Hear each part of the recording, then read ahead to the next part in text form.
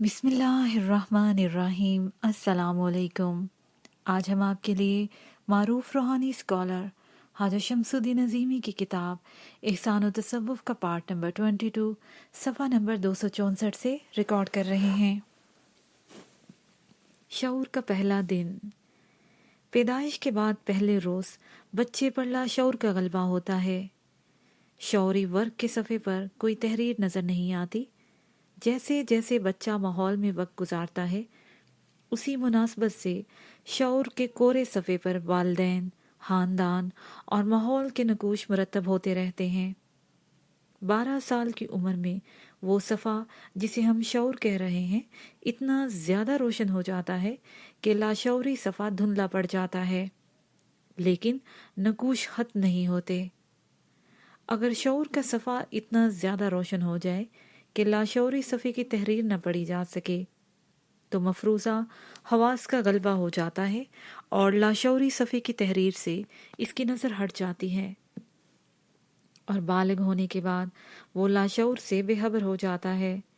بے خبر ہونے کا مطلب لاشعوری تحریر کا مٹ جانا نہیں ہے۔ لاشعوری تحریر اگر ختم ہو جائے گی تو زندگی کا تسلسل ٹوٹ جائے گا۔ قدرت نے اس تسلسل کو برقرار رکھنے کے لیے شعوری اور لاشعوری حواس کو نصف تقسیم کر دیا ہے۔ آدمی جب رات میں داخل ہوتا ہے تو دراصل لاشعور میں داخل ہوتا ہے۔ آدمی جب دن میں داخل ہوتا ہے تو دراصل وہ شعور میں قدم رکھتا ہے۔ پیدائش سے لے کے مرنے تک کی کل عمر میں انسان آدھی زندگی لاشعور اور آدھی زندگی شعور میں گزارتا ہے۔ زندگی میں شعور اور لاشعور دونوں الٹ پلٹ ہوتے رہتے ہیں۔ شعور کی رفتار نہایت کم اور محدود ہے، لاشعور کی رفتار بہت زیادہ ہے۔ تخلیقی فارمولوں سے باخبر صوفی حضرات و خواتین کہتے ہیں کہ آدمی ٹائم سپیس سے کہیں بھی آزاد نہیں ہوتا۔ آدمی ٹائم سپیس سے کہیں بھی آزاد نہیں ہوتا۔ اس کا مطلب، آزادی کا مطلب یہ ہے کہ شعور کی رفتار اتنی زیادہ ہوتی ہے کہ محدودیت ٹوٹنے کا احساس نمایاں ہو جائے۔ ہر جگہ ٹائم اور سپیس ہے۔ لاشعور میں انسانی حواس کی رفتار تقریباً 60,000 گنا زیادہ ہوتی ہے۔ رفتار زیادہ ہونے کو ٹائم سپیس سے آزادی کہا جاتا ہے۔ ایک آدمی پیدل چلتا ہے، دوسرا سائیکل پر سوار ہے، تیسرا کار میں ہے، چوتھا آدمی جہاز میں پرواز کر رہا ہے۔ ہر سٹیج پر رفتار تبدیل ہو جاتی ہے۔ دن کے حواس سے نکل کر انسان جب رات کے حواس میں داخل ہوتا ہے تو محسوس ہوتا ہے کہ آدمی زمان اور مکان سے آزاد ہو گیا ہے، حالانکہ آزاد نہیں ہوتا۔ ہر حرکت میں لاشعور اور شعور دونوں کام کر رہے ہیں۔ شعور کے غلبے کو پابندی اور لاشعور کے غلبے کو آزادی کہا جاتا ہے۔ اے گروہ جنات اور گروہ انسان، تم آسمان اور زمین کے کناروں سے نکل کر دکھاؤ۔ تم نہیں نکل سکتے مگر سلطان سے۔ سورہ رحمان آیت نمبر 33۔ سلطان کا مطلب لاشعور پر غلبہ حاصل کرنا ہے۔ ماضی کی حقیقت۔ جب کوئی انسان اس دنیا میں آتا ہے تو کہیں سے آتا ہے، جہاں سے آتا ہے اسے ماضی کہتے ہیں۔ زمین پر آنے کے بعد بچپن گزرتا ہے تو بچپن ماضی میں چلا جاتا ہے، اور آدمی جوان ہو جاتا ہے اور پھر بڑھاپا آ جاتا ہے تو جوانی ماضی میں چلی جاتی ہے۔ آدمی مر جاتا ہے تو ساری زندگی ماضی میں ریکارڈ ہو جاتی ہے۔ وحدت الوجود، وحدت الشہود۔ فلسفہ وحدت الوجود کے بارے میں علماء اور مشائخ نے کثرت سے ذکر کیا ہے، بڑی بڑی تحریریں قلم بند کی ہیں۔ اس نظریے پر متعدد تبصرے بھی ہوئے ہیں۔ تصوف کے کئی خانوادے وحدت الوجود کے حامی رہے ہیں۔ خصوصاً حضرت محی الدین ابن عربی نے اس نظریے کی ترجمانی کر کے سارے عالم اسلام کو متاثر کیا ہے۔ آپ کے شاگردوں نے اس فلسفہ کی ترجمانی میں کئی گراں قدر کتابیں لکھی ہیں۔ شیخ اکبر ابن عربی نے وحدت الوجود ہما اوس کا نظریہ پیش کیا تھا، مگر अकबरी दौर के गुमराह सूफियों ने हलूल वार तहाद की हजारों गुमराहियां इसमें शामिल कर दी। इन लोगों ने अवाम को बताया कि दुनिया में जो कुछ है वो खुदा है, ज़मीन भी खुदा, आसमान भी खुदा, शजरो हिजर, नबातात जमादात, नूरो जुल्मत, हैरो शर, कुफ्र इस्लाम, गर्ज के हर चीज़ खुदा के वजूद से कायम है। हज़रत मुजद्दद अली सानी ने इन गुमराह कुन नज़रियात के खिलाफ जंग की। आपने फरमाया, ये लोग वहदतुल वजूद और हमा ओस के नज़रिए की गलत ताबीरें कर रहे हैं। आपने इन गुमराहियों को रोकने के लिए वहदतुल शहूद की दीवार खड़ी कर दी। वहदतुल वजूद क्या है? हम इसके बारे में नज़रिया रंग और नूर की रोशनी में अर्ज़ करते हैं कि वहदतुल वजूद को समझने के लिए हमारे सामने आईना की मिसाल है। हम बाहर नहीं देखते। आदमी आईना देखता है, वो कहता है कि मैं आईना देख रहा हूँ। वो आईना नहीं देख रहा, बल्कि आईने के देखने को देख रहा है। जब हम आईना देखने के अमल पर तफक्कुर करते हैं और हमारे शऊर में गहराई पैदा हो जाती है, तो बात मुनकशिफ होती है कि हम अपना अक्स आईने के अंदर देख रहे हैं। ये कहना कि हम आईना देख रहे हैं आम सतह की बात है। यही सूरत हाल जिंदगी के तमाम शोबों की है। हम समझते हैं कि हम आंखों से बाहर देख रहे हैं। साहबे बसीरत बंदा कहता है, हम जो कुछ देख रहे हैं वो बाहर नहीं देख रहे, बल्कि हमारे दिमाग पर बाहर का अक्स मुंतकिल हो रहा है।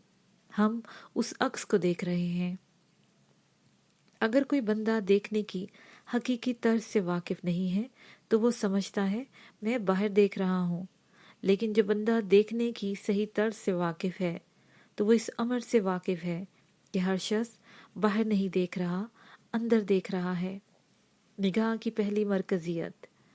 जब निगाह बिलवास्ता देखती है तो खुद को मकानियत और ज़मानियत के अंदर मुक़य्यद महसूस करती है, और जैसे जैसे देखने की तर्ज़ें गहरी होती हैं उसी मुनासबत से कसरत दर्जे तहलीक होते हैं। मकानियत और ज़मानियत के अंदर शहूद इसलिए महदूद है कि हरकत व सिकनात का नज़ूल होता रहता है। कुरान पाक में अल्लाह ताला ने फरमाया है, हर शय दो रुखों पर तहलीक की गई है, यानी हर तनज़्ज़ुल के दो रुख हैं। योम अज़ल में अल्लाह ताला को देखने और आवाज़ सुनने के बाद इंसान दूसरे तनज़्ज़ुल में दाखिल हो गया, और इस दूसरे तनज़्ज़ुल में उसकी निगाह शक्ल व सूरत, गुफ्तार व समात, रंगीनी, एहसास, कशिश और लम्स से वकूफ़ हासिल किया। तनज़्ज़ुल अव्वल यानी अल्लाह को देखना वहदत का एक दर्जा है, और दूसरा तनज़्ज़ुल कसरत के 5 दर्जे हैं। इस तरह 6 तनज़्ज़ुलात हुए। पहले तनज़्ज़ुल को लतीफ़ा वहदत, दूसरे तनज़्ज़ुलात को सूफिया की इस्तिलाह में लताइफ कसरत कहा जाता है। नज़रिया रंगो नूर। नज़रिया रंगो नूर के मुताबिक जिस आलम को महज वहदत का नाम दिया जाता है, इंसानी ज़हन की अपनी एहतरा है। इंसान अपनी महदूद फ़हम के मुताबिक या महदूद फ़िक्री सलाहियत के मुताबिक जो कुछ कहता है वो उसकी अपनी महदूद सोच है। ये कहना कि आलम वहदत बारी ताला है हरगिज़ सही नहीं है, इसलिए कि अल्लाह ताला की वहदत या अल्लाह ताला के किसी वस्फ़ व इंसानी शऊर बयान करने से कासिर है। अल्लाह ताला के किसी भी वस्फ़ को इंसानी शऊर बयान करने से कासिर है, लेकिन जब हम अल्लाह ताला की वहदानियत बयान करते हैं तो दरअसल अपनी ही फ़िक्री सलाहियतों का तज़किरा करते हैं। ये मुमकिन नहीं है कि किसी लफ्ज़ के ज़रिए अल्लाह ताला की सिफ़ात का मुकम्मल अहाता हो सके। इंसान अल्लाह ताला की सिफ़ात के बारे में जिस लामहदूदियत का इजहार करता है, दरअसल वो अपनी महदूदियत का तज़किरा करता है। यानी इंसान की महदूद फ़िक्र के अंदर अल्लाह ताला की सिफ़ात जिस हद तक समा जाती हैं, उसने इसको लामहदूदियत का नाम दे दिया है। इसका मतलब ये है कि जब हम अल्लाह ताला की वहदत का तज़किरा करते हैं तो हम ये कहना चाहते हैं कि अल्लाह ताला की सिफ़ात को हमने इस हद तक समझा है। इंसान जिस मुकाम के तयन के साथ اللہ تعالیٰ کو دیکھتا ہے یا سمجھنے کے لیے کارکردگی کا مظاہرہ کرتا ہے، اس ہی مناسبت سے وہ اللہ تعالیٰ کا تذکرہ کر دیتا ہے۔ چونکہ انسان کی لامحدود نگاہ بھی محدود ہے، اس لیے آگے اور آگے اسے کچھ نظر نہیں آتا۔ انسان نے سمجھ میں نہ آنے والے عالم کا نام وحدت الوجود یا وحدت الشہود رکھ دیا ہے۔ آخری نبی صلی اللہ علیہ وآلہ وسلم کا ارشاد ہے، ہم آپ کو نہیں پہچان سکے جیسا کہ آپ کو پہچاننے کا حق ہے۔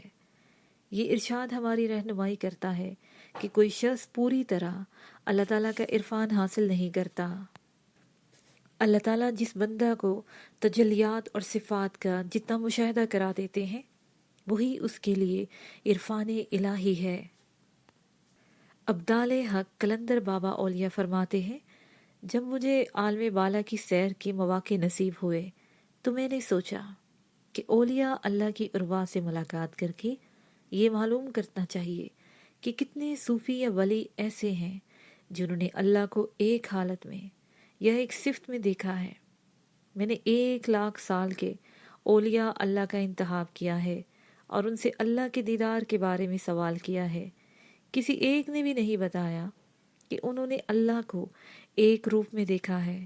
ہر صوفی نے اللہ کو الگ روپ اور الگ تجلی میں مشاہدہ کیا ہے۔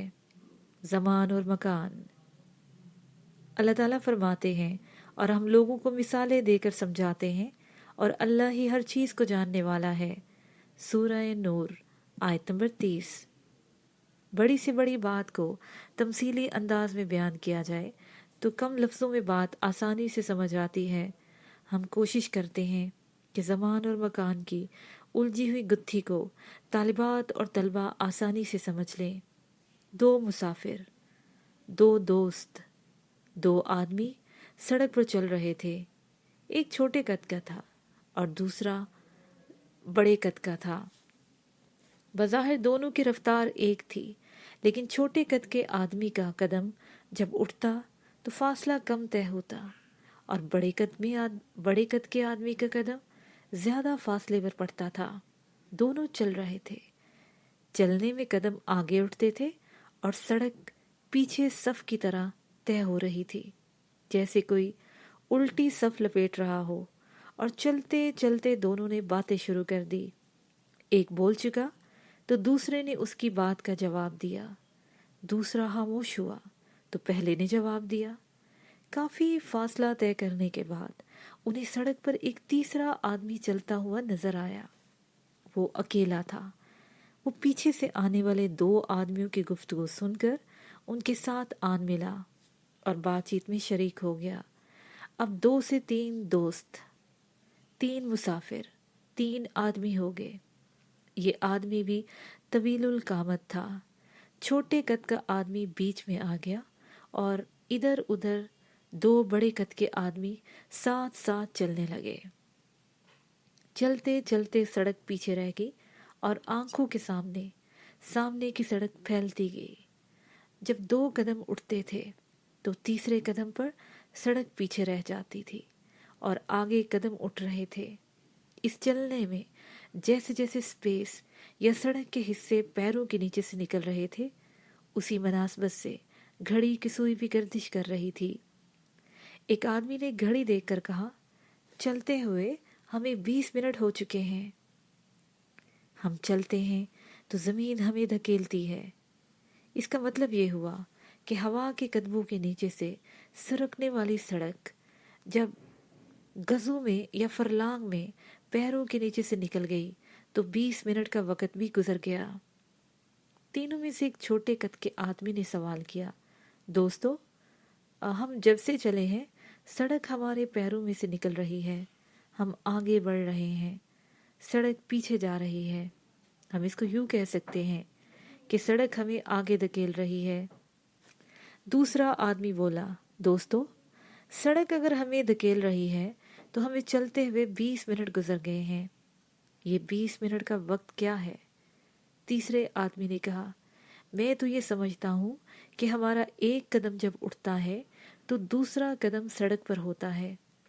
اب جب دوسرا قدم اٹھتا ہے तीसरा कदम सड़क पर होता है। इन दोनों कदमों के उठने के दरमियान जो कुछ है वो स्पेस, और दोनों कदमों के दरमियान अगर सेकंड का फ्रिक्शन भी गुजरा है तो वो टाइम है। तीनों मुसाफिर चलते चलते रुक गए और सड़क के किनारे एक घने सायादार दरख्त के नीचे बैठ गए। थोड़ी देर की खामोशी के बाद एक मुसाफिर बोला, यारो, हमारी नशिस्त कुदरती तौर पर ऐसी है कि हम इसे मुसल्लस कह सकते हैं। क्या मुसल्लस बनना इत्तफाक है या इसके पीछे कोई हिकमत है? कुत्ता आदमी ने हैरत का इजहार करते हुए कहा, ऊपर देखो, दरख्त गोल है। लगता है कि मुसल्लस एक गोल दायरे या छतरी के नीचे है। लेकिन ये अजीब बात है कि छतरी भी जमीन के ऊपर कायम है और हम तीनों भी जमीन पर बैठे हुए हैं। जब हम चल रहे थे तो जमीन पीछे हट रही थी, अब हम बैठे हैं, जमीन अपनी जगह पर कायम है। दरख्त की गोलाई यानी छतरी और हमारा मुसल्लस में बैठना कोई हम मानी बात है? तीसरा आदमी गुफ्तगू में शरीक हुआ। उसने कहा, दोस्तों, दरख्त की गोलाई एक तने पर कायम है और दरख्त का तना जमीन पर कायम है। क्या जमीन दरख्त के तनों, पत्तों और शाहों से बनी हुई गोल छतरी में कोई पैगाम है? जरूर, इसमें कोई हिकमत नजर आती है। तीनों मुसाफिर इस मसले को सुलझाने में इतने ज्यादा मुनहमिक हो गए कि इन्हें वक्त का एहसास नहीं रहा। जब वक्त का एहसास हुआ तो 1 घंटा गुजर चुका था।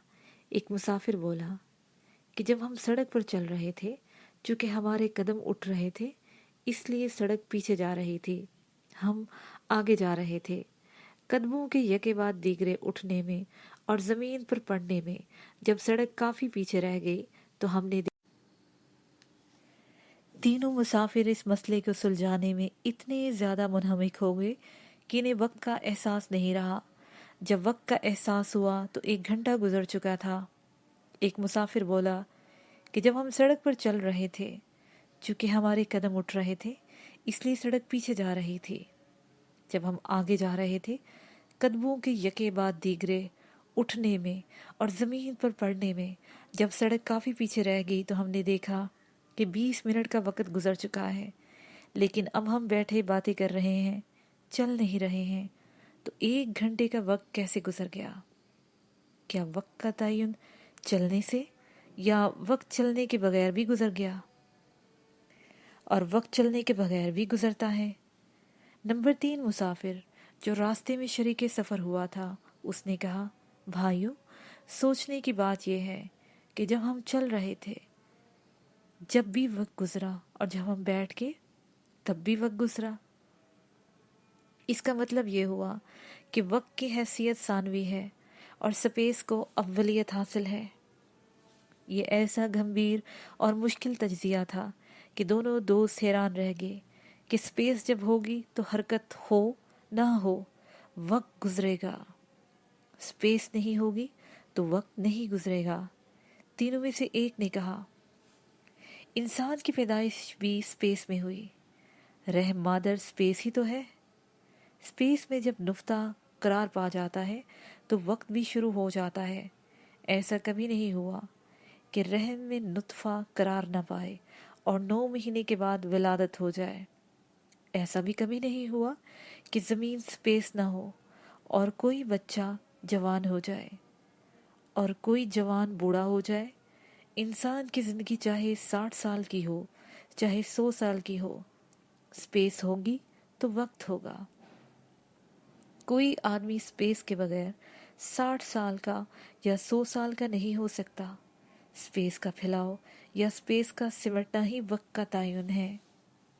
आदम का सरापा। आदम व हव्वा से जब नाफरमानी सरजद हो गई तो उन्होंने खुद को बरहना महसूस किया, यानी उन्हें अपने जिस्म पर से कपड़े उतरे हुए नजर आए। इसका मतलब ये हुआ कि आदम का सरापा एक स्पेस है। नाफरमानी से पहले सरापा के वो हदोहाल जो सतर में शामिल होते हैं उन्हें नजर नहीं आए, और जैसे ही नाफरमानी हुई आदम के सरापा की स्पेस तब्दील हो गई। इसका मतलब ये हुआ کہ آدم اعلیٰ سپیس سے اندھا سپیس میں آ گئے۔ اگر آدم کا سراپا نہ ہوتا تو آدم خود کو برہنہ محسوس نہ کرتے۔ 1000 سال کا ایک دن۔ تینوں میں سے ایک صاحب بولے، جب بات آدم اور حوا کی ہے تو ہمیں سپیس اینڈ ٹائم کا سراغ اگر ملے گا تو آسمانی کتابوں سے ملے گا، اس لیے کہ آسمانی کتابوں نے ہی آدم و حوا کا تعارف کرایا ہے۔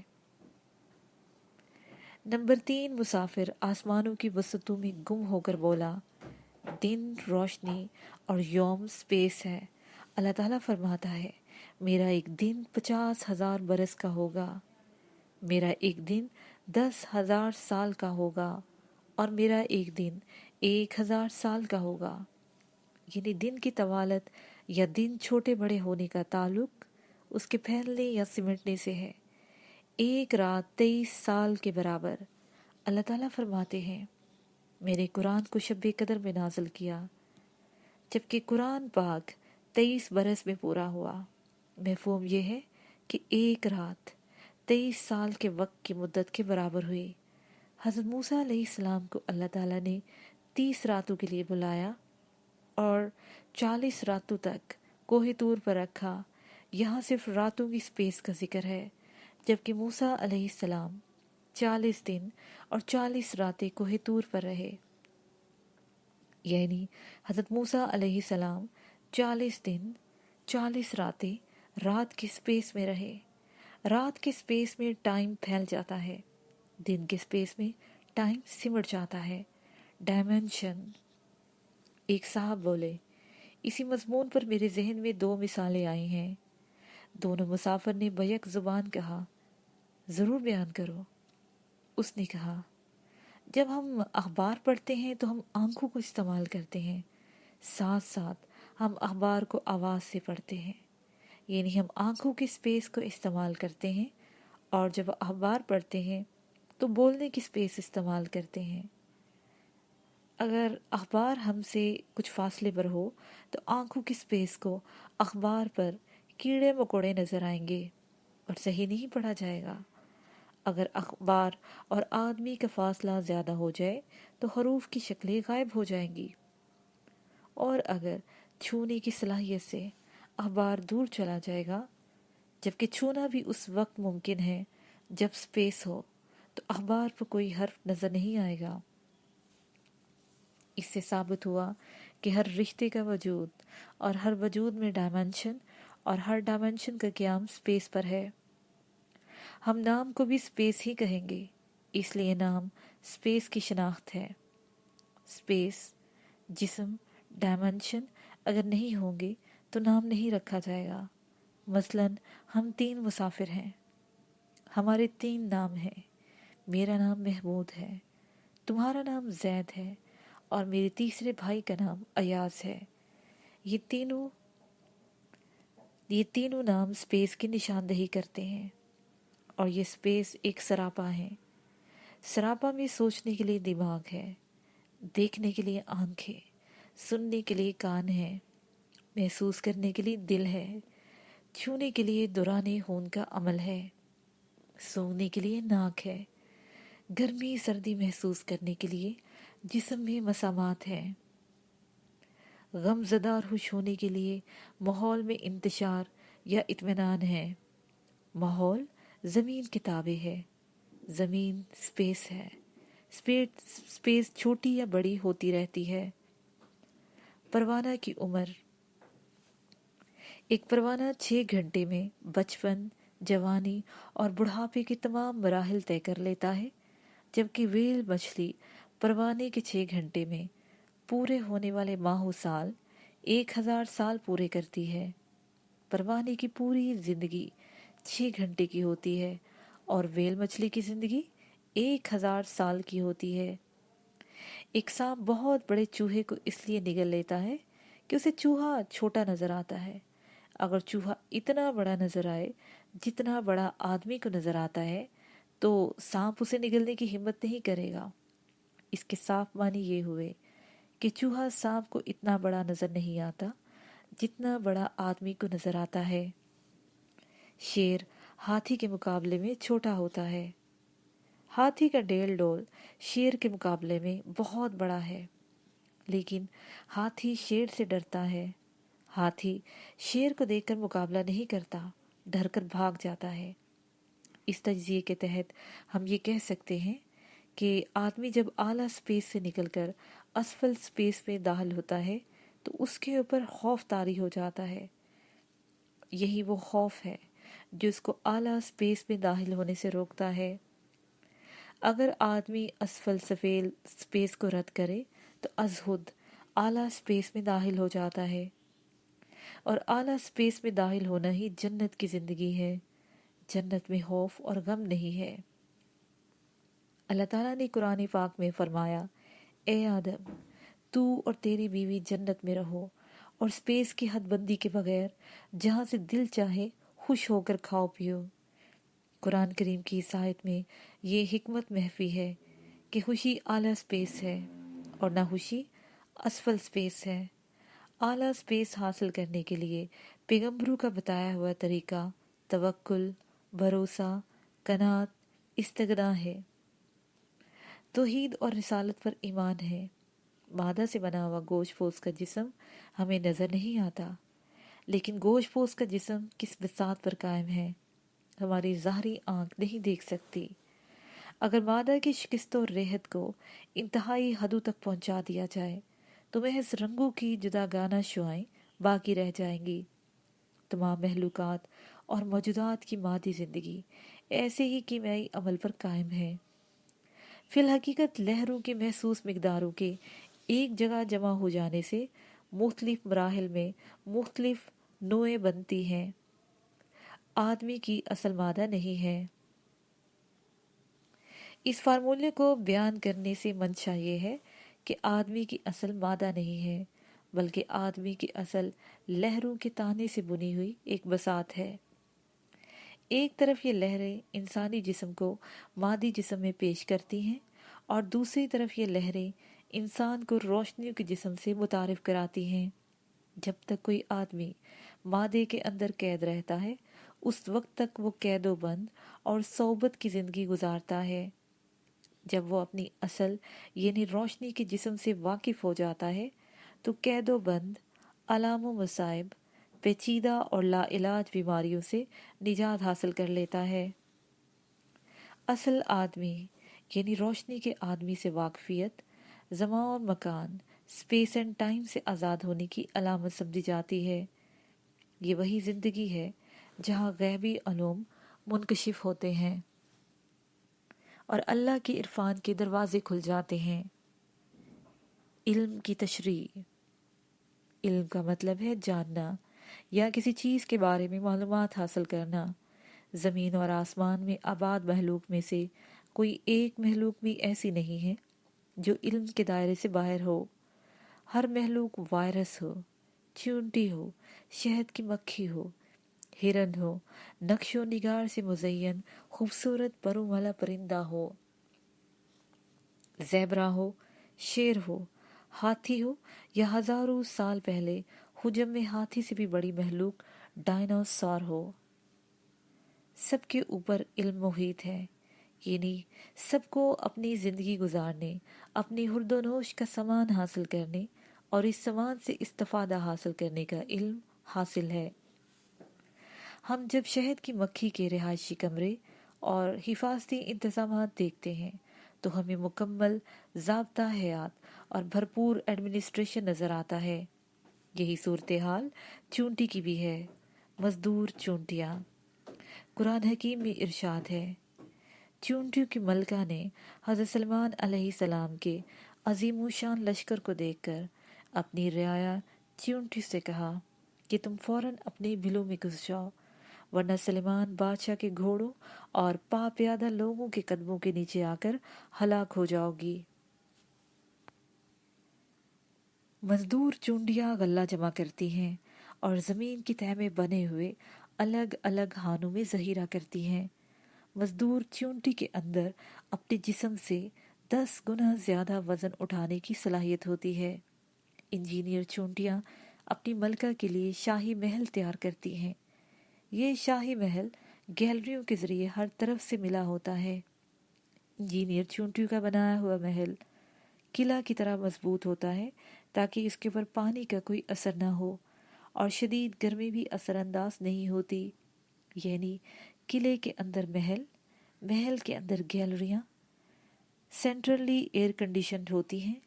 چونٹیوں میں ایک قسم ایسی ہے جو لہروں میں منتقل ہونے کا علم جانتی ہے۔ جس طرح کسی ٹی وی اسٹیشن پر تصویر لہروں میں منتقل ہو کر ٹی وی اسکرین پر نظر آتی ہے، اسی طرح چونٹیاں لہروں میں منتقل ہو کر دور دراز مقامات پر پہنچ جاتی ہیں۔ اس کا مطلب یہ ہوا کہ یہاں سائنٹسٹ چونٹیاں لاکھوں سال پہلے سے روشنی میں تحلیل ہونے کا عمل جانتی ہیں۔ پرندے میں عقل و شعور۔ قرآن حکیم میں ملکہ سبا کا واقعہ بڑا دلچسپ ہے، اور اس واقعے میں ایک پرندے کے عقل و شعور کا تذکرہ ہے۔ اس طرح زمین کے اوپر موجود ہر مخلوق علم کی دولت سے مالا مال ہے۔ کسی میں عقل و شعور زیادہ ہے، کسی میں کم ہے، لیکن زمین پر موجود تمام 11,500 مخلوق اور ان مخلوقات میں کھربوں لاکھوں افراد میں سے ایک فرد بھی ایسا نہیں ہے جو علم نہ جانتا ہو۔